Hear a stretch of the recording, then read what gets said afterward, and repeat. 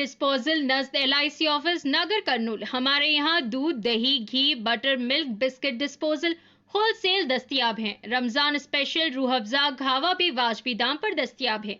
मज़ीद तफ़सीलात के लिए 9966799208 पर रब्त पैदा करें। अस्सलाम वालेकुम नाज़रीन, NH TV में आप सभी का इस्तकबाल है।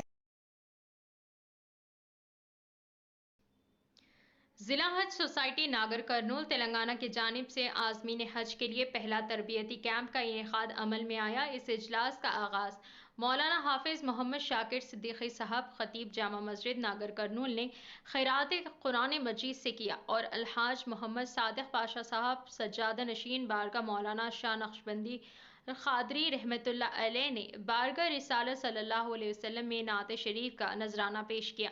अलहाज शेख फरीद अहमद साहब सदर हज कमेटी नागर कर्नूल ने खुतबा इस्तकबालिया पेश किया। शेख फरीद अहमद साहब ने बताया कि इस साल आज़मीन हज के लिए ये खुश नसीबी की बात है कि इनका सफ़र सबसे पहले मदीने मुनव्वरा की तरफ है।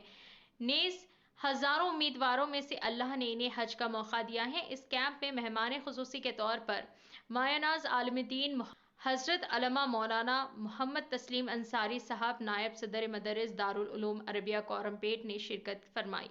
मौलाना ने हज के पस मंज़र में आज़मीन के लिए बसीरत अफरोज़ खिताब किया।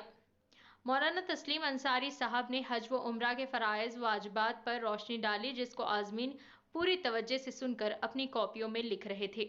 मज़ीद मौलाना ने एहराम की हालत में जो पाबंदियां हैं खुले अंदाज में आज़मीन को समझा रहे थे। इस मौके पर ज़िला हज कमेटी नागर कर्नूल तेलंगाना के मुअज़्ज़िज़ अरकान में से अलहाज मोहम्मद इब्राहिम शिदा साहब, मौलाना मोहम्मद अब्दुल हक साहब इमाम व खतीब जामा मस्जिद नागर कर्नूल, मोहम्मद यूसुफ साहब खादिम कलीमी, नायब सदर हज सोसाइटी अचमपेट मोहम्मद शमशीर खान नायब सदर कलवा कुर्ती, मौलाना अब्दुल वकील हुसामी नायब सदर कलवा कुर्ती, मोहम्मद मकसूद, मोहम्मद फैयाज, मोहम्मद सरताज कलवा कुर्ती, मोहम्मद एजाज नक्शबंदी, मोहम्मद मुबीन अहमद खान मुशीर हज सोसाइटी, शेख मोली पीरा खाजिन हज सोसाइटी, शेख मोहम्मद फजल हक, अलहाज मोहम्मद महबूब अली साहब मौजूद थे। मोहम्मद हबीब खान साहब सदर मुशावरत कमेटी व अरकान ख़ानदान ने आज़मीन और शुरका के लिए तनाउल ताम का एहतमाम किया। जो चीजें थी जो मैंने लिखा उसके मुताबिक कितना समझा कितना नहीं समझा, तो अब अगली नशिस्त में जो भी आलिम दीन आएंगे आप उनसे सवाल कर सकते हैं। इस मसले पर आप यही हज तमत्तु करते हैं। तीसरी किस्म का नाम है हज क़िरान। क़िरान के नाम में आते हैं हज और उम्रा को एक ही एहराम में मिला देना। हज और उम्रा को एक ही एहराम में मिला देना, और सबसे ज्यादा सवाब हज क़िरान का है। हज क़िरान का है। एक आम शो है, वो क्या है? हलक कराना, औरतों के लिए कसर कराना। ये एक काम बाकी रखते हैं, और पूरे उम्रा करने के बाद हलक किए बगैर आज जिहाजा पर उसी एहराम की हालत में रहता है और तमाम पाबंदियां उन पर आए रहेगी। उसी एहराम की हालत में मर्द हैं तो दो कपड़ों में मौजूद रहना। एहराम है जिस तरह से आप हज और उम्रा की नियत कर चुके हैं, गोया कि हम अभी भी उम्रा करने के बाद एहराम की हालत में है और खुशबू नहीं लगा सकते, सिले हुए कपड़े नहीं पहन सकते, साबुन का इस्तेमाल नहीं कर सकते।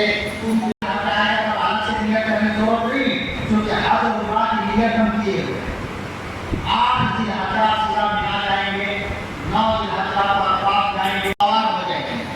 जब मक्के से आपकी बस निकलेगी तो सिर्फ 8 किलोमीटर की दूरी पर या 9 किलोमीटर की दूरी पर एक मकाम है, जिस मकाम का नाम है जुल्हुलैफा।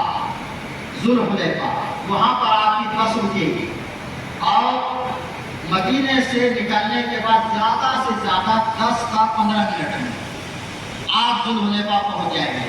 वहाँ आपकी बस रुकेगी। बस वाले आपको हिदायत देंगे भी कि कहाँ जाकर आपको नियत करनी है और कैसे आकर फिर दोबारा कौन सी जगह में अपने बस में आकर सवार होना है।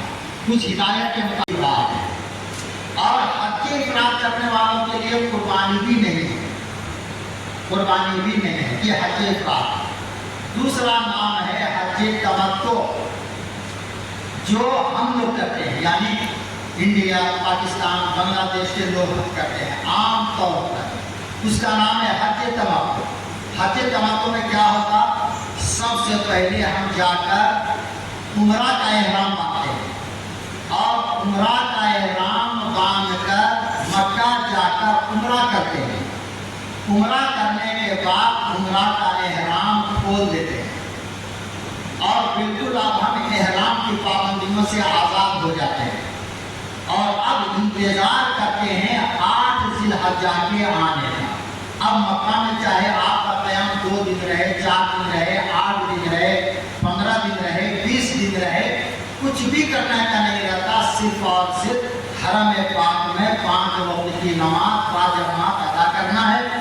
جب 8 ذی الحجہ آ جائے تو اب الگ سے حج کا احرام باندھ کر آپ کے حق میں حج افراد نہیں ہے، مگر حج افراد کہتے ہیں جس کو ہے، یہ یاد رکھیں، صرف حج کرنے کا نام 8 ذی الحجہ کو حج کا احرام باندھ معلومات حاصل کر سکے۔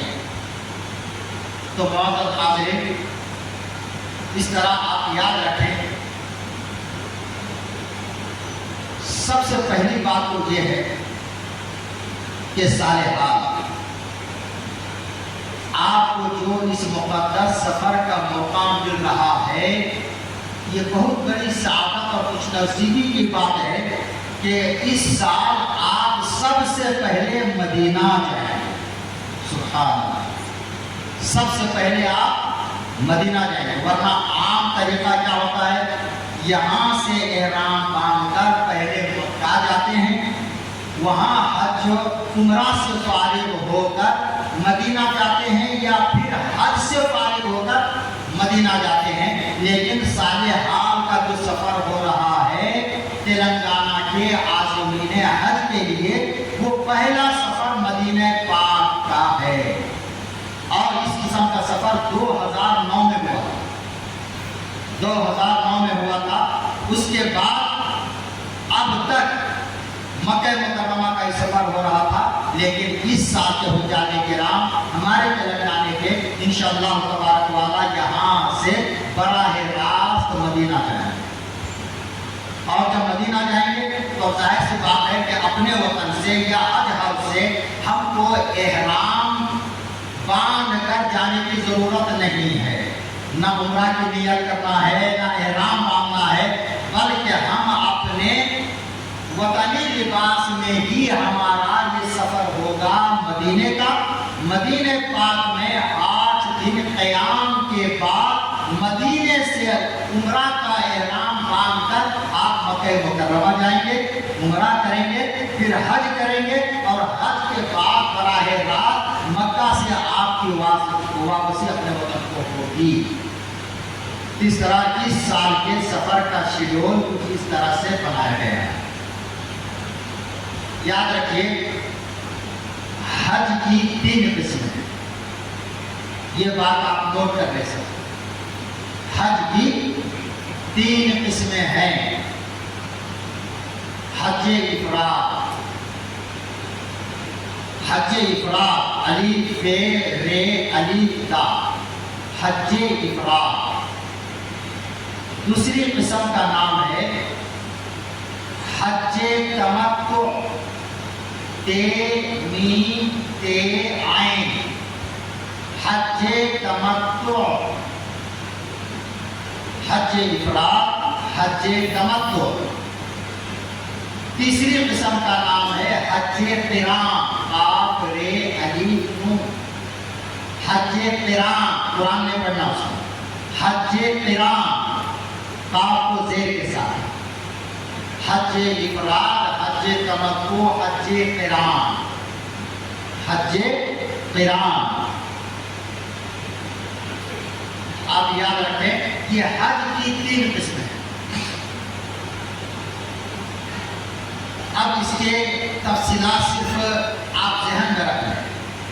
حج افراد اس کو کہتے ہیں، حج افراد صرف 8 ذی الحجہ سے 12 ذی الحجہ تک 5 ایام کے مناسک ادا کرنے کا نام حج افراد ہے. اس میں عمرہ شامل نہیں ہو، صرف حج.